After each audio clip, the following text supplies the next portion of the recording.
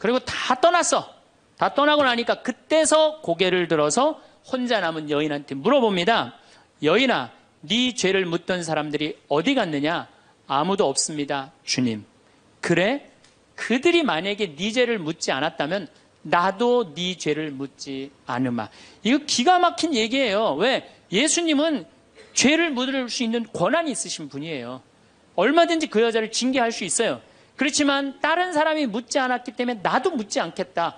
아, 기가 막히지 않아요? 예수님은 세 사람을 용서합니다. 첫 번째, 죽이다고 덤비는 바리사이들을 용서하고, 간음한 이 여인을 용서하고, 그 다음에 율법의 1.1획도 나는 어기로 온 것이 아니다, 없애러 온 것이 아니다, 이렇게 가르친 당신까지 용서한 거야. 다시 말해서 흥분이 가라앉으면요, 문제 해결은 다 돼요.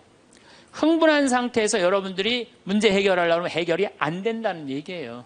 그렇다면은 이 흥분은, 화는 어떻게 하면 조절할 수 있느냐?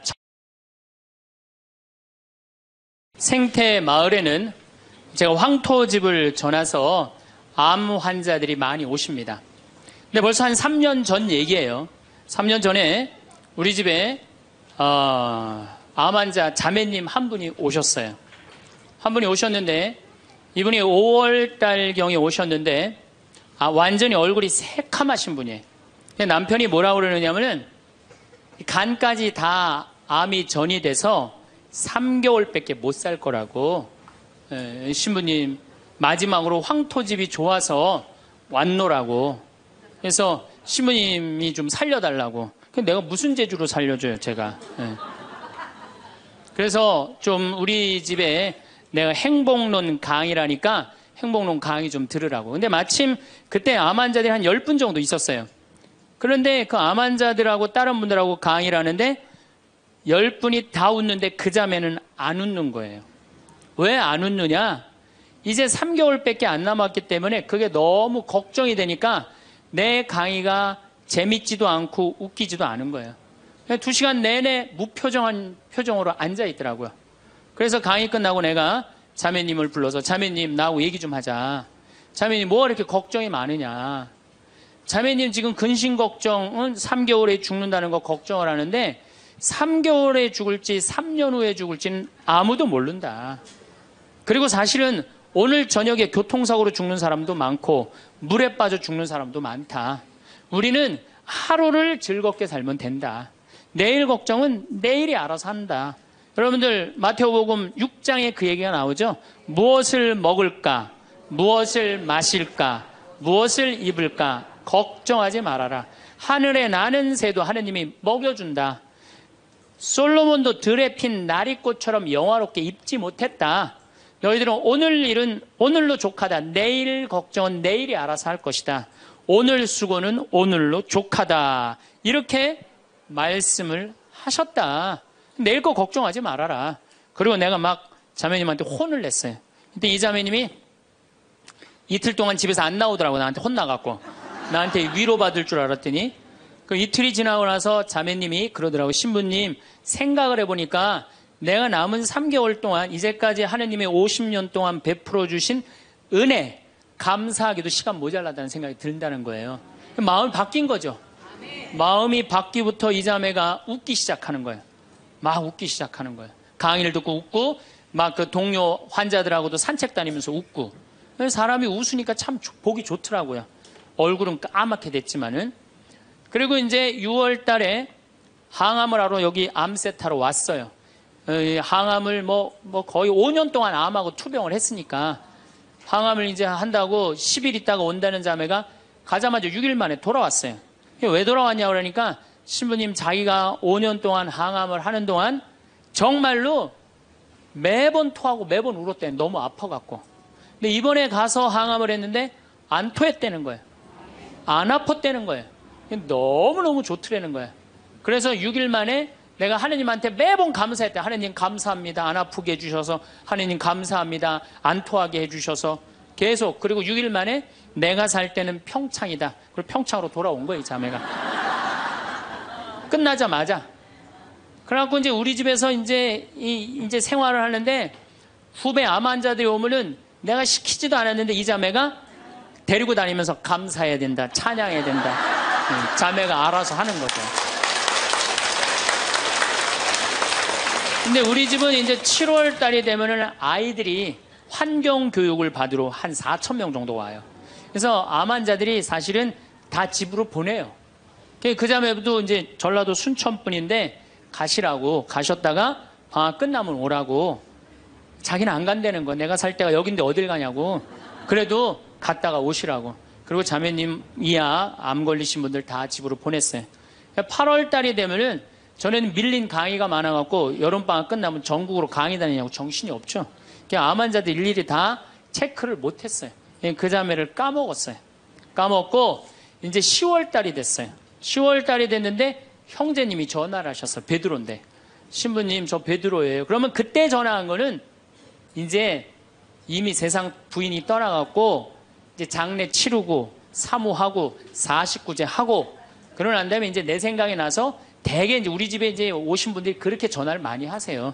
이제 돌아가셨고 다 장례 끝났고 어디다 모셨고 그래서 신부님 이제 기도해달라고 그래서 이제 자매님 어떻게 됐느냐고 나는 이제 어디다 묻었느냐고 이렇게 이제 물어본 거죠. 네. 그랬더니 형제님이 신부님 우리 마누라가 이틀 전인가 3일 전에 서울에 가갖고 그 그 방사능 치료하려고 갔는데 그 암세포를 검사를 했는데 신부님 글쎄 암세포가 다 사라졌다는 거예요.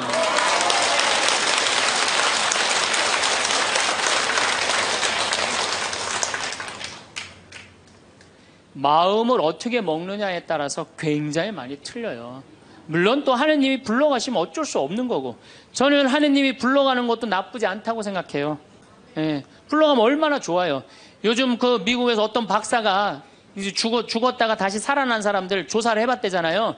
죽었다가 나도 이제 그 본당 사목하면서 죽었다 살아난 사람들 얘기를 들어보면 아주 거의 똑같아요. 딱 죽을 때 그냥 터널 같은데 빛을 빨리 올라간다는 거예요. 그래갖고 그냥 전생애가 다 보이고 그리고 정말로 빛이 있는 곳으로 나간다는 거예요.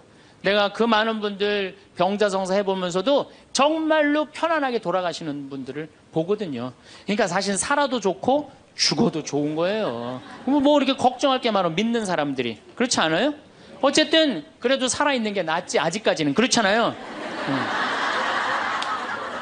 그 여러분들 죽는 거 걱정하지 마세요. 절대 죽기 전까지는 안 죽어요. 죽기 전까지는. 걱정하지 마세요.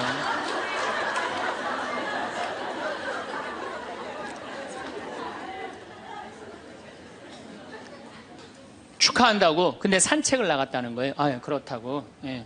그래갖고 이제 11월 달이 됐어요. 우리 집에 이제 은퇴 신부님들이 자주 오세요. 그래갖고 이제 은퇴 신부님들 장어를 사드린다고 내 차에 모시고 가는데 저녁에 전화가 왔어요.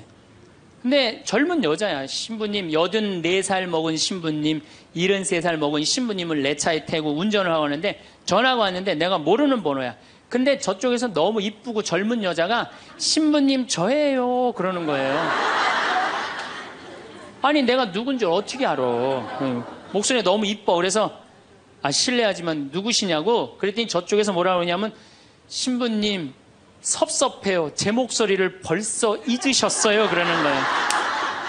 그래서 내가 누구냐고 그러니까 저 마리아예요 그러는 거예요. 그러니까 그 자매야. 아니 목소리가 원래 이렇게 이뻤느냐고 말만 하면 울음을 물었거든요. 신부님 나 죽으면 안 돼요 이랬던 자매인데 이렇게 밝은 목소리냐고. 신부님 제가 요즘 너무 건강이 좋아지고 너무너무 행복하다고. 그리고 재작년 5월 달에 내가 전라도 여수에 강의를 갔는데 문수동 성당이라는 곳에 강의를 갔는데 그 자매가 순천에서 온 거예요. 갓김치를 담아서. 근데 이 자매가 나한테 전화해갖고 신부님 자기는 너무 행복하다는 거. 뭐가 행복하냐고 하니까 드디어 파마를 했다는 거예요. 암 환자들 꿈은 파마하는 거 아니에요. 그리고 딱 봤는데 그 자매가 이뻐요. 되게 암 걸리는 사람들 특징이 뭐냐면 이뻐요. 암 걸린 사람들이 왜 이쁜지 알아요? 이쁘니까 승질을 못 내잖아요. 이쁜 척 해야 될 거 아니야. 그러니까 화나는 일이 있어도 다 참고 사는 거야. 그러니까 이쁜 사람들이 암에 많이 걸려요. 또 어떤 사람이 법 없이도 사는 사람들이 암에 많이 걸려요. 다 참고 그게 다 암이 되는 거예요. 그걸 참고 사느냐고. 참 예쁘게 생겼어요. 그 많은 분들 중에 딱 마리아 자매가 눈에 딱 띄더라고요. 우리 직원들은 몰라보더라고. 얼굴이 분홍색으로 변하고.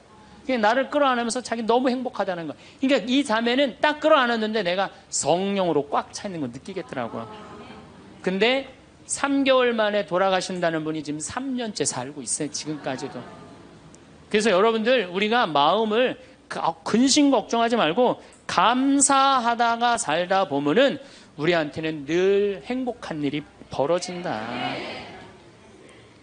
신부님 결혼 생활을 한번 해보세요. 얼마나 화가 나나. 여러분들 누구 때문에 제일 많이 화가 나요? 남편, 아내, 자식들 때문에 화가 나죠. 이 자식들하고 관계를 보면은 자식 그냥 아무 잘못도 없는데 자기 화나면 자식들한테 뭐라고 폭언을 쏟아붓느냐면은 다 필요 없어. 너도 필요 없어. 그러죠? 밥이 넘어가냐? 뭐 이런 말 막 하잖아요. 자식들한테. 근데 여러분들 자식들한테 화로 키우면 그 화가 자기한테 돌아옵니다. 제가 한 15년 전에 용산 전자랜드에 내 후배 신부가 전축을 산다고 그래서 전축 사러 갔어요. 그때 2월 15일경이었어요. 졸업 시즌이었어요. 전축을 사러 갔는데 그날 아마 아들이 이제 졸업을 했나 봐, 중학교를. 그래갖고 컴퓨터를 사준다고 엄마하고 아들하고 나온 모양이에요.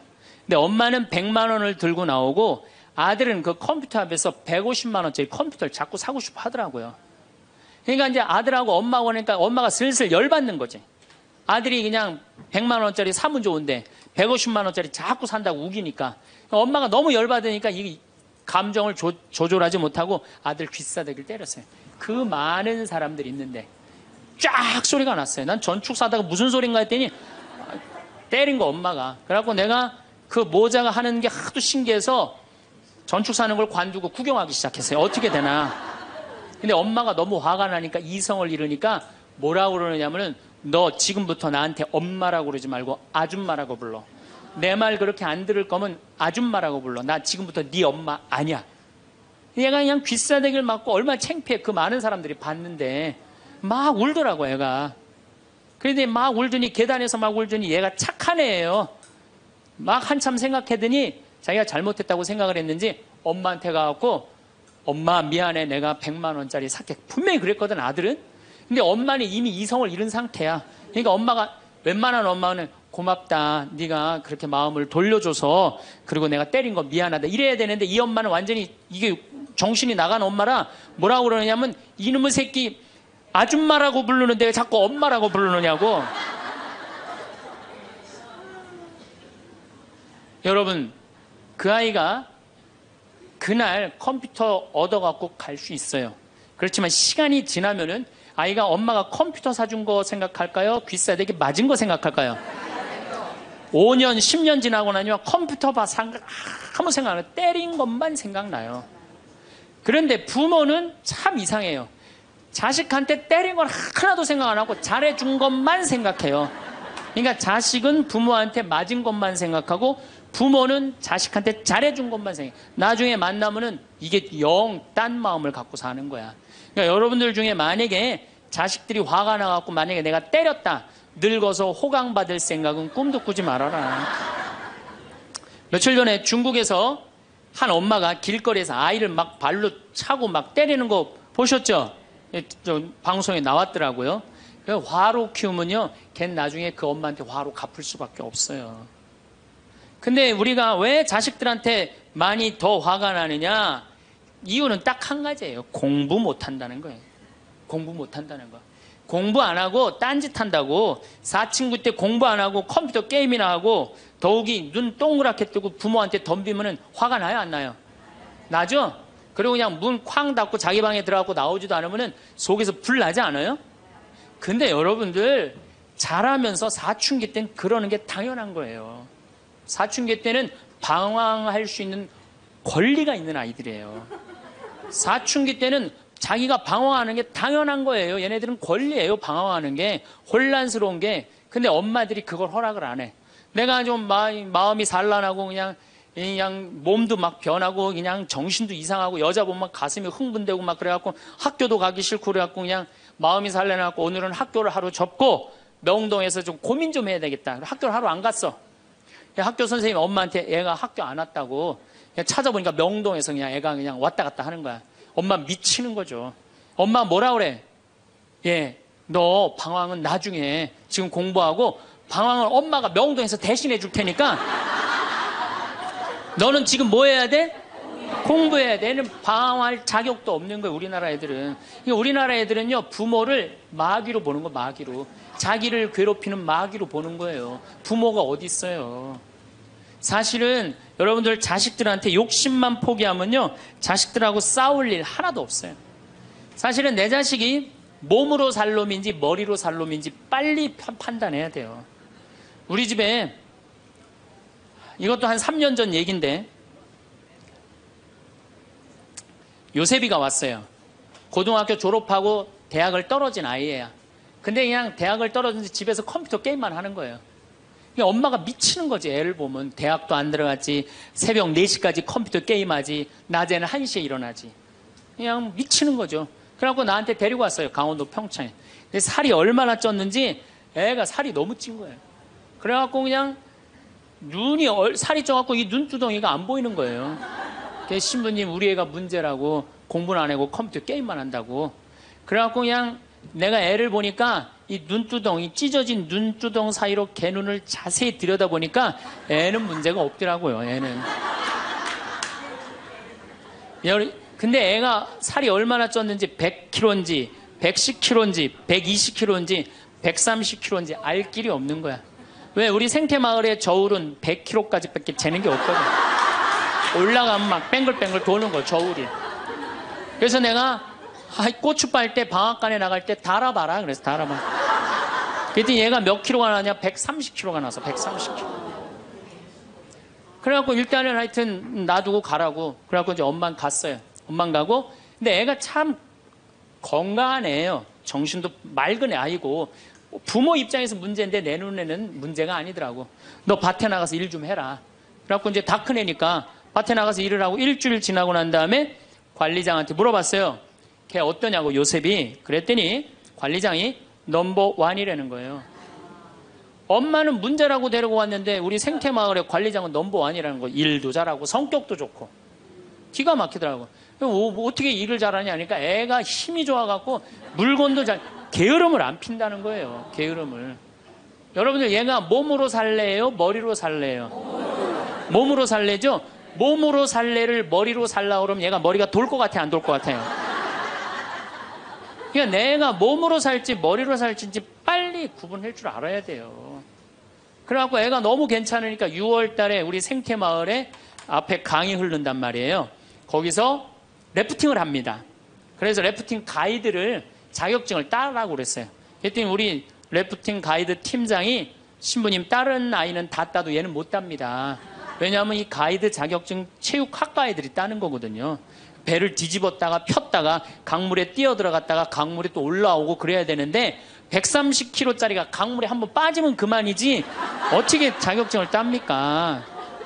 그래도 우리가 협회 사람들하고 잘 아니까 좀 어떻게 좀 따게 좀 해라. 그래갖고 가이드를 자격증을 보냈는데 얘가 금요일날 따갖고 왔어요. 기가 막힌 거죠. 어떻게 땄냐 그러니까 그 주간에 비가 오지 않아갖고 배가 강바닥에 단 거야. 그래갖고 그냥 들어왔다 나갔다 자격증 따갖고 왔어요.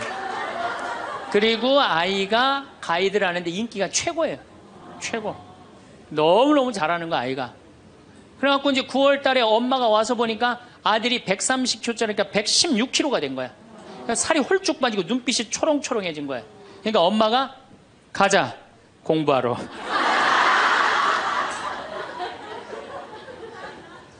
제가 보기에는 이 아이는 우리 집에 4년 동안 일하면은요, 돈 5천만 원, 6천만 원, 7천만 원 벌어요.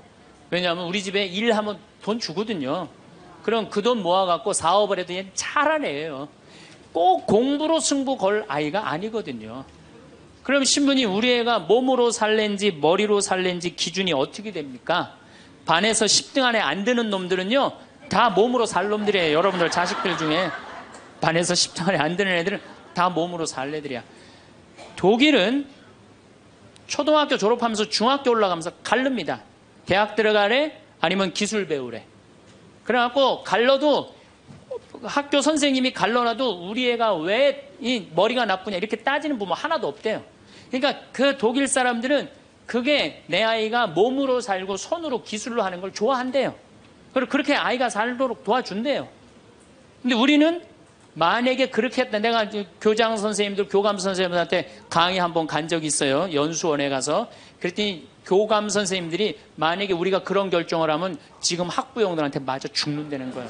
그러니까 우리나라 부모님들이 욕심이 너무 많은 거예요. 자식들한테. 그러니까 자식들이 희생당하는 거죠.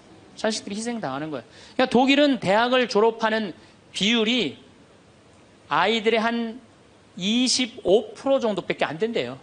대학을 졸업하는 아이들이. 들어가는 애들도 많지 않고, 미국은 뉴욕 잘 사는 데가 대학 졸업하는 비율이 60%예요. 60%. 그런데 우리나라는 대학에 지금 입학하는 게 몇 프로냐면 92%예요. 아무나 다 대학 가는 거예요. 아무나 다. 그러니까 독일은 몸으로 살 애들이 75%야. 그렇죠? 그 다음 미국은 몸으로 살 애들이 40에서 50% 정도 돼요. 우리나라는 92%가 미국은 또 미국이나 캐나다는 60%가 대학에 들어가도 졸업하는 건 그중에 반밖에 못해요. 다 졸업 못해요. 그래서 그쪽에 가보니까 입학은 물어봐도 졸업은 물어보는 게 아니래요. 졸업하는 게 그렇게 어렵다는 거예요. 근데 우리는 92%가 들어가면 92% 거의 다 졸업을 하는 거야. 우리는 몸으로 살 애들이 8%밖에 안 돼. 머리로 살 애들이 92%고. 공장에, 농장에 일할 사람들이 있어요? 없어요. 그러니까 이 나머지 92% 중에 취직을 다 합니까? 40, 50%밖에 못해요. 그러면 나머지 40%는요 한량으로 남는 거예요. 취직도 못하고. 그럼 그 자식 보고 있으면 속에서 불이 나요, 안 나요? 불이 나죠? 근데 누가 잘못한 거예요? 부모가 잘못한 거예요. 처음부터 너는 머리로 안 될 것 같으니까 우리 몸 쪽으로 가자. 그래갖고 농사를 가르치든지 기술을 가르치면은 걔 벌써 취직해갖고 일했을 거예요. 근데 다 우리의 삐뚤어진 욕심 때문에 아이도 망가뜨리고 부모도 망가지고 그래갖고 돈 쏟아 넣느냐고 노후 대책연금도 못하고 그러니까 그냥 전 국민이 그냥 화 속에서 사는 거예요. 그러니까 저는 정말로 우리나라 이 교육제도가 화의 근원이라고 생각해요. 그렇다면은 자식 때문에 화나죠. 그런데 이 부부라도 서로 사이가 좋으면은 좋은데 엄마들이 자식한테 미쳐갖고 남편한테 신경 써야 안 써요? 안 쓰죠? 남편이 외로운지 힘든지도 몰라요. 근데 자식들은 부부가 막 사랑스럽고 이렇게 다정하게 지내는 부모를 본 자식들은요 안정스럽게 자란대요. 근데 부부가 맨날 싸우고 막 이러는 자식들은요 굉장히 불안정하게 자란다는 거예요. 그래서 저는 정말로 감사한 게 저는 고등학교 졸업할 때까지 부부는 안 싸우는 건 줄 알았어요. 부부는 한 번도 부부 싸움을 본 적이 없어요. 저는. 근데 내 고등학교 때 친구가 아이 뭐 술 먹자고 고등학교 때 왜 그러냐 그러니까 아버지가 엄마를 때려갖고 눈탱이가 밤탱이가 됐다는 거예요. 자기 너무너무 괴롭다는 거예요. 그래서 저는 그때 충격받았어요. 어떻게 부부가 싸우느냐 그런 충격을 받았어요. 저는. 왜냐하면 나는 우리 어머니 아버지 싸우는 걸 한 번도 못 봤거든요. 그래서 내가 그 얘기를 얼마 전에 우리 형제들이 다 모였을 때 나는 어머니 아버지 싸우는 걸 한 번도 못 봤다. 그랬더니 우리 형제들이 이구동성으로 딱 한마디 하더라고요. 신부님이 집에 붙어 있은 적 있어야지 그걸 보는 거 아니냐.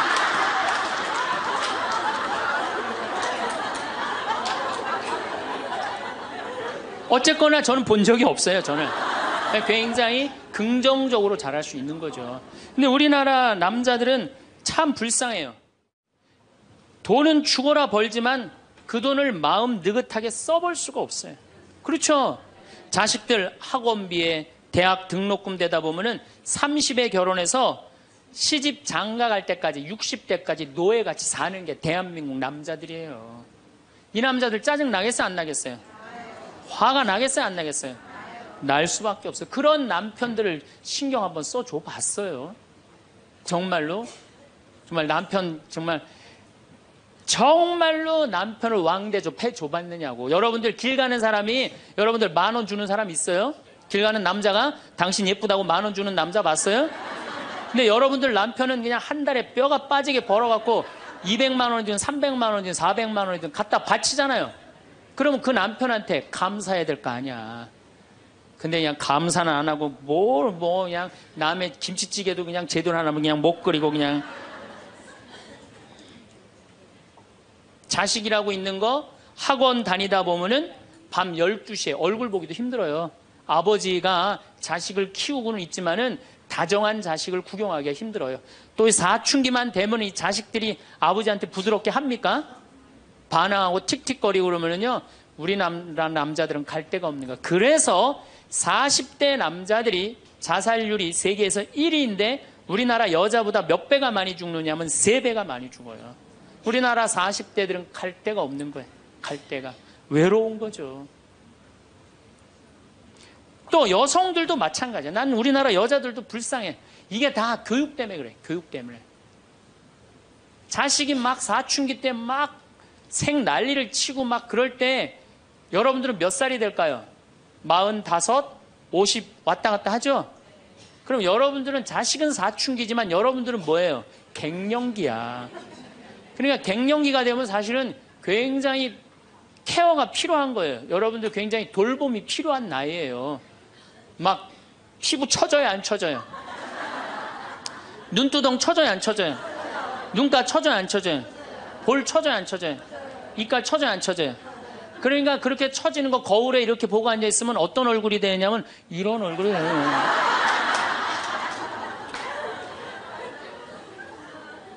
사람은요, 눈가가 올라가야지 이쁘고 입가가 올라가야지 이쁘거든요. 그러니까 이제 50이 되면은 이쁜 게 하나도 없는 거야. 그러니까 젊은 여자들이 이쁘게 보이려고 화장할 때 어떻게 연필을 막 위로 그리잖아, 이렇게. 근데 50이 되면 연필로 그려도 결국은 어떻게 돼요? 끝이 떨어지잖아요.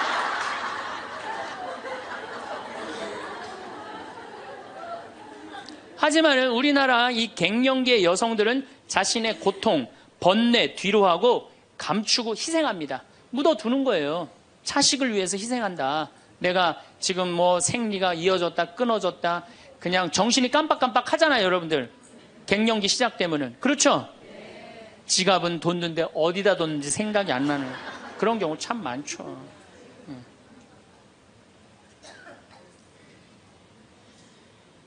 그러니까 자기만 희생한다고 생각을 하니까 화가 나는 거예요.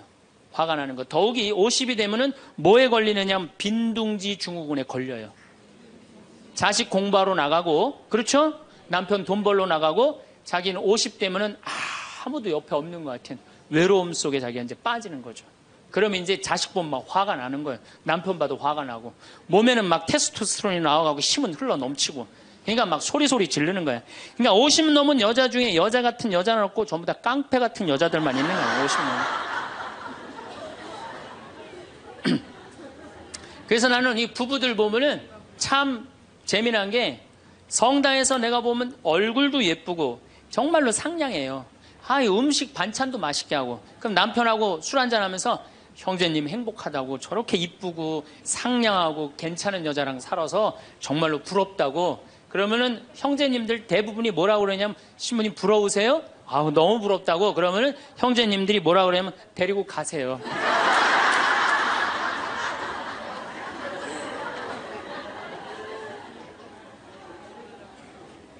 그래서 부부가 서로 사랑하지 못하고 자식하고도의 애정을 쌓지 못하고, 그러니까 우리가 이제 화가 꽉 차 있는 거예요.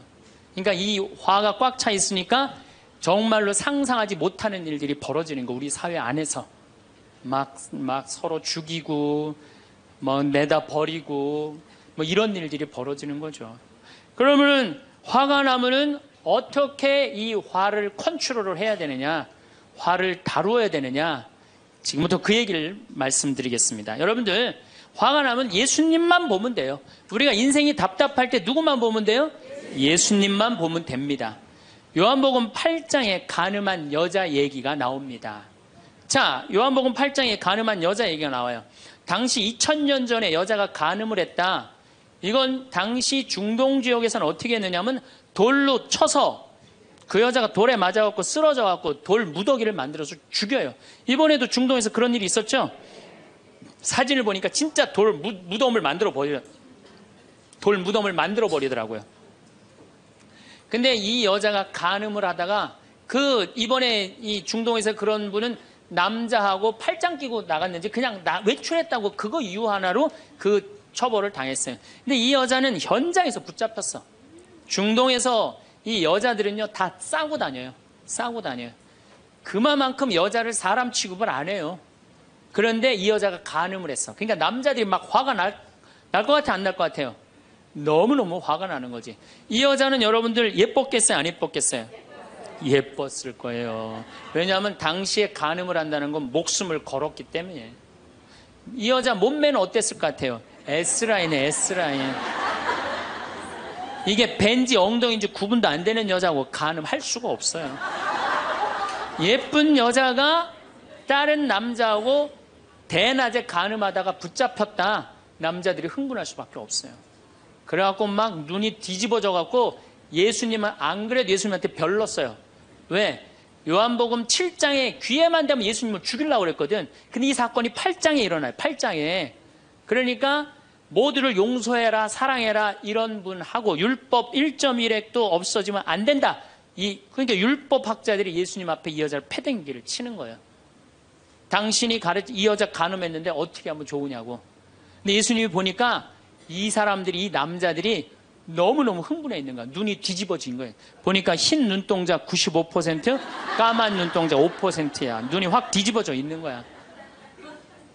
근데 예수님은 참 지혜로우셔요. 흥분한 사람하고는 얘기를 안 하시는 거예요. 여러분들 두 사람이 막 싸워. 내가 말리로 들어갔어. 말리로 들어갔고 말리로 들어가면 나중에 흥분한 사람들 속에 뛰어들어가면 나중에 몇 명이 싸워요? 3명이 싸워요. 이게 눈에 뵈는 게 없을 때는요, 아무리 좋은 말도 귀에 안 들어오는 거예요. 눈에 뵈는 게 없을 때는. 예수님 딱 보니까 아니 이 사람들이 완전히 흥분해 있어. 그러니까 상대 안 합니다. 어떻게 하냐면 대꾸도 안 하고 바닥에다 뭘 쓰세요. 땅바닥에 뭘 쓰세요. 참 위대한 행동이죠.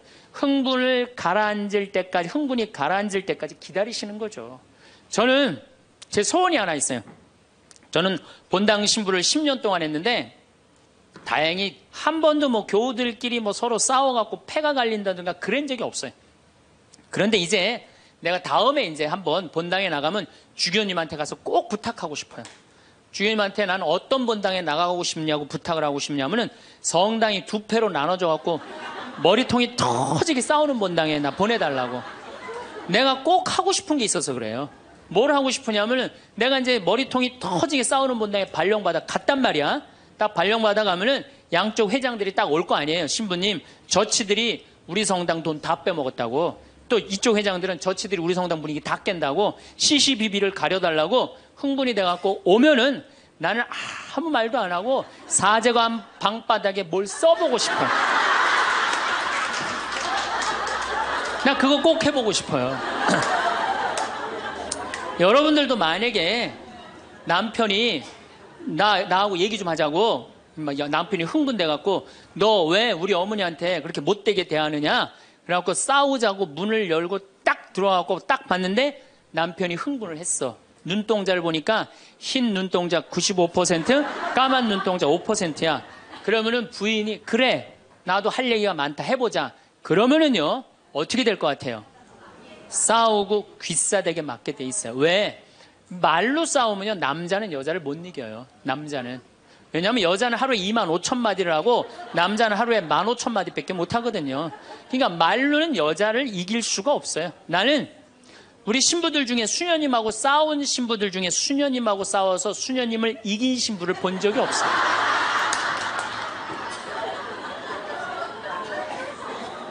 말로는 안 되는 거예요. 그러니까 여러분들 남편이 흥분해갖고 딱 나하고 얘기하자 그러면 여러분들은 아무 대꾸하지 말고 방바닥에 뭘 쓰세요. 뭐 할 때까지? 남편 흥분 가라앉을 때까지. 예수님은 땅바닥에 쓰시는 거예요. 사실은 그거는 다른 뭐 아주 신학교 있을 때 뭐 많이 배웠죠. 뭘 써셨을까? 예수님이 과연 뭐 별 얘기를 들었는데 다른 의미는 아니고 흥분이 가라앉을 때까지 기다리신 거예요. 그래갖고 이제 이 사람들이 이제 흥분은 가라앉고 사건만 남은 거야. 사건. 그래갖고 이제 흥분이 좀 가라앉은 상태. 여러분들 아무리 화가 나도 열만 심으면요 웬만하면 흥분이 가라앉아요. 그 열을 못 쉬어서 흥분이 터지는 거죠. 그러니까 좀 어느 정도 흥분이 가라앉으니까 이 사람들이 물어봅니다. 이 여인을 어떻게 하면 좋겠습니까? 간음을 했는데. 그러니까 예수님이 딱 보니까 이제 흥분이 가라앉은 것 같아. 그러니까 딱 한마디 더 합니다. 그래? 그렇다면은 너희 중에 죄 없는 사람이 먼저 저 여자를 돌로 쳐라. 그리고 그 다음 행동이 기가 막히세요. 다시 땅바닥에 뭘 쓰세요. 이게 뭐냐면 생각할 시간을 주는 거예요. 생각할 시간. 여러분들 만약에 자식을 막 혼냈어. 너 한 번만 더 게임하면 엄마가 저 컴퓨터 부셔버린다고. 그리고 너 문 열어놔. 그리고 문 열어놓고 자기는 텔레비전 보고 있으면서 아들은 게임 하나 안 하나, 한쪽 눈으로는 게임 하나 안 하나 보고 한쪽 눈은 텔레비 보고 있으면 아들이 그걸 잘 받아들이겠어요? 더 욱하는 게 생겨요. 한 번 혼냈으면요, 생각할 시간을 주는 게 중요한 거예요. 그러니까 예수님은 생각할 시간을 주는 거예요. 너희 중에 죄 없는 사람이 먼저 저 여자를 돌로 쳐라. 그리고 난 다음에 예수님 다시 땅바닥에 뭘 쓰십니다. 그런데 언제까지 기다려 주시느냐 하면 다 떠날 때까지 기다리는 거예요. 중간에 고개 안 돌리시고. 그리고 다 떠났어. 다 떠나고 나니까 그때서 고개를 들어서 혼자 남은 여인한테 물어봅니다. 여인아, 네 죄를 묻던 사람들이 어디 갔느냐? 아무도 없습니다, 주님. 그래? 그들이 만약에 네 죄를 묻지 않았다면 나도 네 죄를 묻지 않으마. 이거 기가 막힌 얘기예요. 왜? 예수님은 죄를 묻을 수 있는 권한이 있으신 분이에요. 얼마든지 그 여자를 징계할 수 있어요. 그렇지만 다른 사람이 묻지 않았기 때문에 나도 묻지 않겠다. 아, 기가 막히지 않아요? 예수님은 세 사람을 용서합니다. 첫 번째, 죽이다고 덤비는 바리사이들을 용서하고, 간음한 이 여인을 용서하고, 그 다음에 율법의 1.1획도 나는 어기로 온 것이 아니다, 없애러 온 것이 아니다, 이렇게 가르친 당신까지 용서한 거야. 다시 말해서 흥분이 가라앉으면요, 문제 해결은 다 돼요. 흥분한 상태에서 여러분들이 문제 해결하려면 해결이 안 된다는 얘기예요. 그렇다면은 이 흥분은, 화는 어떻게 하면 조절할 수 있느냐? 첫 번째, 숨을 잘 쉬어라. 이거는 모든 화를 조절하는 책을 읽어보면요, 첫 번째로 나오는 게 숨을 잘 쉬어라예요.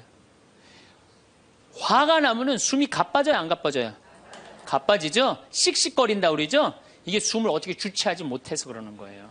근데 여러분들, 숨은 창세기에 보면은 하느님이 인간을 창조하시고 뭘 불어넣었다 그래요? 숨을. 그러니까 우리가 숨을 쉰다는 건 생명을 쉬는 거예요. 생명을. 그러니까 숨을 잘못 쉬면 생명을 잘못 다루는 거하고 똑같은 거예요. 근데 숨은 어떻게 내 몸으로 들어와서 코로 들어와서 심장으로 해서 이 위로 해서 그 다음에 단전, 배꼽 아래로 해서 간으로 해서 폐로 이렇게 돌아서 나가는 게 숨이에요. 그래갖고 온전히 산소 공급이 온 장기 안에 다 돼야 돼. 근데 화가 나면 여러분들 숨을 어디다 걸어놓고 쉬어요? 목에다, 목줄에서 딱 걸어놓고 싸우잖아요. 남편하고 싸울 때. 예? 내가 시집와서 당신한테 해준 게 뭐가 있어? 외식을 해줘서, 설거지를 해줘서, 그렇다고 여행을 시켜줘서, 밍크 코트를 사줘서, 다이아를 사줬어. 그럼 얼굴이 빨개져, 안 빨개져요? 왜 빨개지느냐면 이게 내려갔다 와야 되는데 여기만 딱 차 있으니까 점점 풍선처럼 부풀러 오르는 거예요. 그렇게 1시간을 소리 지르고 싸우면은 1시간 동안 여기 산소 통합니까? 안 통합니까? 안 통하면 여기가 무슨 병이 드느냐면 화병이 드는 거. 그래서 드는 병이 화병이에요. 그러니까 싸울 때 어떻게 싸워야 되냐면 숨을 쉬고 싸워야 되는 거예요. 싸울 때. 어떻게 싸워야 되냐면 당신이 말이야 시집 와갖고 나한테 해준 게 뭐가 있어? 설거지를 해줬어. 그렇다고 외식을 시켜줬어.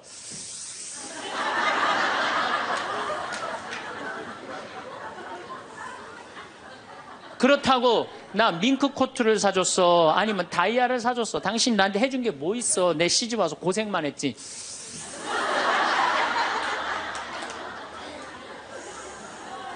그렇다고 내가 하느님 그렇게 열심히 믿었는데 예수님 태어난 나자렛을 보내줬어. 갈릴레아를 보내줬어. 나 이 집에서 종처럼 일만 했는데 당신 뭐가 있다고 나한테 소리를 지르고 그래? 이렇게 숨을 쉬고 싸우면은요, 절대 남편한테 귀싸대기 안 맞아요. 남편이요, 차분히 얘기하게 돼 있어요. 근데 막 흥분을 끌어올리면서 얘기하면 사람 감정이 격해져갖고 이성이 사라지는 거예요. 그래서 우리가 내가 너무너무 화가 나면은 심호흡을 10번만 하면은 굉장히 문제가 해결된다는 거예요. 그래서 여러분들 화가 나면은 어떻게 해라? 숨을 잘 쉬어라. 두 번째, 화가 나면 어떻게 해라? 걸어라. 걷는 게 아주 중요합니다. 여러분들 화가 날 때 묵주를 들고 나와서 동네 한 바퀴만 돌면은요, 알아서 마음이 정리가 돼요. 해결책도 알아서 나와요. 2시간, 3시간만 걸으면은요, 완전히 차분해져서 들어가요. 그러니까 화가 나면 그 자리에서 떠나야 되는 거, 무조건. 떠나는데 가만히 있으면 더 이게 일어나거든요. 그래서 이 콤포스텔라라고 스페인의 야고보 성인 무덤 가는 800km, 그게 세계적으로 그렇게 인기가 좋은 게 왜 인기가 좋으냐 하면은 그 걸으면서 사람이 치유가 다 되고 마음 정리가 다 되기 때문에 그러는 거예요. 그러니까 걷는 거는 건강에도 좋지만은 마음을 정리해 주는 게 걷는 거예요. 그래서 여러분들 정말로 화가 나면 어떻게? 걸으세요. 그리고 정말로 큰 숙제가 있다, 내 인생에 큰 숙제가 있다 그러면은 도보 성지순례를 하세요. 도보 성지순례를. 저는 우리 교우들이랑 이 세남터에서부터 미리네까지 전체 교우가 밤 8시면 모여갖고 새벽 3시, 4시까지 저 미리네까지 걸었어요. 그 목요일, 금요일, 토요일, 일요일 4일을 걸었는데 그 한 400~500명 되는 교우들이 나한테 체험, 은혜 받은 얘기를 하는데 이건 보통 은혜 받은 게 아니에요. 허리 아프던 사람은 허리 다 낫고, 위장 아프던 사람은 위장 다 낫고, 마음 복잡한 사람 마음 정리되고, 사업이 막 안 돼갖고 괴로워하던 사람은 빛을 보고, 걷는 게 그렇게 우리 인생에 중요한 거예요. 그래서 내가 정말 문제가 있다, 세남터서부터 걸으세요. 세남터 우리 김대건 시모님 시신 모시고 미리네까지 원선시호 할아버지가 그땐 청년이었지만 갔잖아요. 그 생각하고 걸으면요, 여러분들 은혜 많이 받으실 거예요. 그러니까 화가 나면 어떻게 해라? 숨을 잘 쉬고 그 다음에 어떻게 해라? 걸어라. 그 다음에 화가 나면 화를 조절하는 방법 중에 세 번째는 잘 먹어라. 이게 먹는 게 화를 먹는 경우가 너무 많아요. 인스턴트 음식, 그렇죠? 이거 잘못 먹으면요 다 화가 들어있는 거예요. 그리고 고기 너무 많이 먹으면요 화냅니다. 여러분들 사슴 싸나워요, 안 싸나워요? 안 싸납죠? 사자 싸나워요, 안 싸나워요? 싸납죠? 사자 뭐 먹어요? 고기 먹죠? 사슴 뭐 먹어요? 풀 먹죠? 내 아들이 나한테 덤비는데 막 리모컨 던지고 막 자기 막 방문 부시고 그러면은요, 애가 성격이 나빠서 그런 게 아니에요. 아, 내가 고기를 너무 많이 먹여서 그렇구나. 그래갖고 걔를 뭘 먹이냐면 6개월 동안 풀만 먹여보세요. 6개월만 지나면 완전히 온순해집니다. 그리고 여러분들 우리가 먹는 게 화가 너무 많아요. 아주 비근한 예를 하나 드릴게요. 달걀을 예를 드릴게요. 달걀을 여러분들, 닭들 어떻게 달걀을 낳아요? 우리 지금 여러분들 보통 드시는 닭들 다 가둬놓고 하죠? 재웁니까? 안 재웁니까? 안 재우죠? 재우지도 않죠. 공간이 조그맣죠. 스트레스 받으니까 옆에 닭 막 좁니다. 부리로. 그러니까 어떻게 하냐면 부리를 잘라요. 못 쪼개. 그런 닭들이 놓는 달걀은 화가 들어있을까요? 안 들어있을까요? 화가 들어있는 거예요. 그런 음식들이, 자연적이지 않은 음식들이, 반자연적인 음식들을 우리가 먹는 게 문제예요. 우리 닭들은 내가 300마리 키우는데 막 날아다니면서 놓는 알들은 벌써 향이 좋아요. 딱 깨서 먹으면 아주 고소하고. 그런데 일반 그 시중에서 이렇게 사는 닭들은 막 약간 좀 비리고 이런 냄새, 그 스트레스 받는 거예요. 그럴만큼 먹는 게 중요한 거예요. 그래서 자연식이라는 게 우리한테 그래서 중요한 거예요. 그래서 이 화도 커피 많이 먹으면 막 심장 두근두근 거려요, 안 거려요? 그런 상태에서 화나는 일이 있으면 폭발합니다. 그러니까 먹는 게 아주 중요하다. 네 번째, 우리가 화를 잘 다스리려면은 이게 음양의 조화, 인생을 좀 즐길 줄 알아야 돼. 인생을. 하느님이 6일 일하고 7일째 쉬셨어요, 안 쉬셨어요? 쉬셨죠? 그럼 여러분들도 일하고 쉬어야 돼, 안 쉬어야 돼요? 쉬어야 돼요. 근데 우리는 잘 안 쉬어. 하느님이 태양도 동그랗고 달도 동그랗고 산도 동그랗고 사람 머리도 동그랗고 이렇게 동그랗게 만들어 놓으신 이유는 동그랗게 살라고 그러는 거예요. 그런데 우리 평창에 내가 생태마을에서는 운전하고 읍내에 나가면은 한 번도 빵빵거리는 소리를 못 들어요. 근데 서울만 딱 오면은 여긴 다 네모나고 삐죽해. 그러니까 네모나고 삐죽한 거 보는 사람들 딱 1초만 늦게 출발해도 빵빵거리고 난리도 아니에요. 그러니까 여러분들 음양의 조화를 잘 이루어야 돼요. 남녀 뭐 쉬는 거 이런 게 굉장히 중요한 거거든요. 그래서 좀 어디 가서, 그러니까 우리 생태마을 같은데 1년에 일주일씩 와서 조용히 기도하고 쉬고 가면은 영혼이 편안한 거죠. 여러분들 지금 나이 60 드신 분들 60년 일했으면 나머지 인생은 즐거워야 돼, 안 즐거워야 돼? 즐거워야 돼. 그러니까 그런 음양의 조화를 잘 해야 된다. 다섯 번째, 제일 중요한 거, 화가 안 나는 최고 좋은 길은 뭐냐면 자기 자신한테 잘해주면 돼요. 내가 행복하면 절대 화 안 납니다. 얼마 전에 우리 집에 대장암으로 온몸에 퍼져서 돌아가신 분이 계세요. 자매님이 나보다 1살 많은데 죽기 일주일 전에 나를 딱 끌어안고 울면서 이런 말을 했어요. 신부님, 나는 내가 이제 곧 죽을 것 같은데 나는 남편한테도 안 미안하대요. 왜 안 미안하냐면 남편 평생 집 돌본 적이 없대요. 그래서 하나도 안 미안하대요. 그리고 자식한테도 안 미안하대요. 왜? 대학까지 자기가 이 빌딩 청소해갖고 대학까지 졸업시켰대요. 그런데 누구한테 미안하냐면 자기한테 미안하대. 자기는 이 47년을 살면서 한 번도 고생만 했지 자기 맛있는 고기를 사준 적도 없고 자기한테 예쁜 옷을 해입힌 적도 없고 좋은 데 구경시켜준 적도 없다는 거야. 그런데 지금까지 고생만 하다가 떨컥 병에 걸려서 죽는다는 거예요. 그래서 자기한테 너무너무 미안하다는 거예요. 근데 이제 죽는다는 거예요. 자기한테 한 번도 잘해준 적이 없는데 너무 자기한테 미안하다는 거예요. 여러분들한테 잘해줘야 될 것 같아요? 안 잘해줘야 될 것 같아요? 괜히 그냥 참고 인내하면서 승질은 승질대로 부리고 그러실 필요 하나도 없어요. 이제 여러분들한테 맛있는 거 있으면 사주세요. 그렇죠? 예쁜 옷 있으면 사 입히고 여러분한테 좋은 데 있으면 구경도 좀 시켜주고 저는 저한테 잘해줍니다. 왜 잘해주느냐 하면은 나는 본당을 떠나 있기 때문에 본당 총회장님도 없고 부회장님도 없고 성무회장님도 없어요. 그러니까 나 고기 먹고 싶으면 사주는 사람 아무도 없어요. 내가 고기가 먹고 싶으면 내가 사줘요.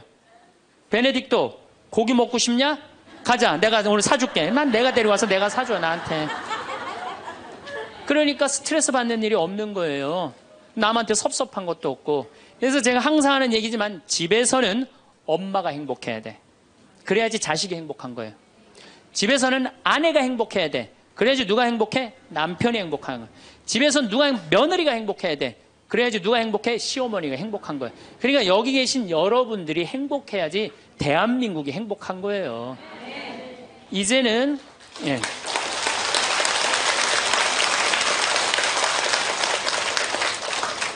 자기한테 잘해주는 걸 비신앙적이라고 생각하지 마십시오. 온 세상을 얻는다 해도 자기 목숨을 잃으면 아무 소용이 없다. 그러셨죠? 그러니까 여러분들한테 잘해주시고 내가 행복해야지 그 행복을 가지고 온 세상에 나눠줄 수 있다는 사실 잊지 마시고 여러분들 행복하시기 바랍니다. 감사합니다. 황창현 신부님의 화가 나십니까? 3부 명강의 재밌게 보셨나요? 신부님께서 말씀하신 내용 중에 화를 다스려야 한다는 말씀이 인상 깊었던 강의였어요. 화가 날 때 도움이 되는 명언들은 마음을 진정시키고 상황을 객관적으로 바라볼 수 있도록 도와줍니다. 화를 조절하는 데 유용한 명언 공유드립니다. 아인슈타인화는 바보들의 가슴 속에서만 살아간다. 화를 내는 것은 어리석은 행동이라는 의미로 화를 다스리는 지혜를 강조합니다. 토마스 제퍼슨 화가 나면 열을 세라. 매우 화가 나면 백을 세라. 화를 내기 전에 잠시 멈추고 생각할 시간을 가지라는 뜻입니다. 벤자민 프랭클린 가장 큰 용기는 화를 참는 것이다. 화를 내지 않고 참는 것이 진정한 용기임을 말합니다. 공자 화를 내는 순간 당신은 이성을 잃는다. 화를 내는 순간 판단력이 흐려질 수 있다는 경고입니다. 세네카 화를 내는 사람은 언제나 그 이유를 후회하게 된다. 화를 낸 후에는 후회하게 될 것이라는 점을 상기시킵니다. 마르쿠스 아우렐리우스 침착함은 참을 수 없는 화를 이겨낸다.